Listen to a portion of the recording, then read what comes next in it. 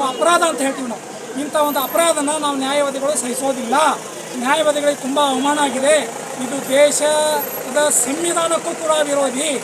ಈಗ ಅಲ್ರಿ D K Shivakumar ಅವರೇ, ನೀವು ಅಂಥ ಸ್ಥಾನದಲ್ಲಿ ಕುಂತಿದ್ದೀರಿ, ನಾಚಿಕೆ ಆಗಲ್ವೇನ್ರಿ ನಿಮಗೆ?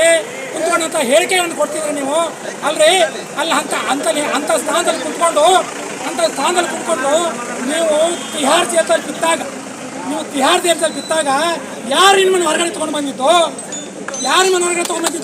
ನ್ಯಾಯವಾದಿ ಅಲ್ರಿ. ನೀವು ಸರ್ಕಾರದಲ್ಲಿ ಉಪಮುಖ್ಯಮಂತ್ರಿ ಕುಂತಿದ್ದೀರಲ್ಲ, ಆ ವ್ಯವಸ್ಥೆಯನ್ನು ರೂಪಿಸಿಕೊಟ್ಟಂಥ ಒಬ್ಬ ಸಂವಿಧಾನ ಶಿಲ್ಪಿ ಡಾಕ್ಟರ್ BR ಅಂಬೇಡ್ಕರ್ ಅವರನ್ನು ಮರ್ತರೇನ್ರಿ ನೀವು?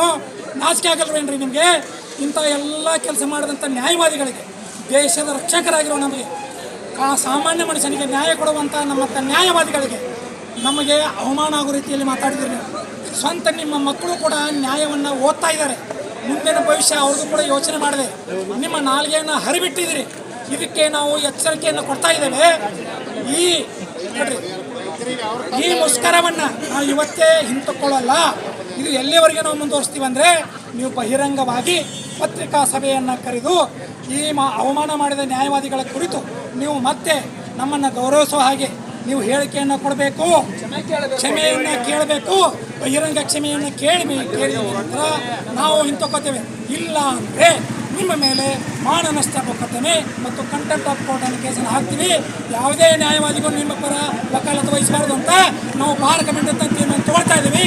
ಹಾಗಂತ ಜಿಲ್ಲಾ ವಕೀಲರ ಸಂಘದಿಂದ ನಾನು ಅಧ್ಯಕ್ಷರಾಗಿ ಮಾತನಾಡ್ತಾ ಇದ್ದೇನೆ. ಜೈ ಹಿಂದ್, ಜೈ ಕರ್ನಾಟಕ.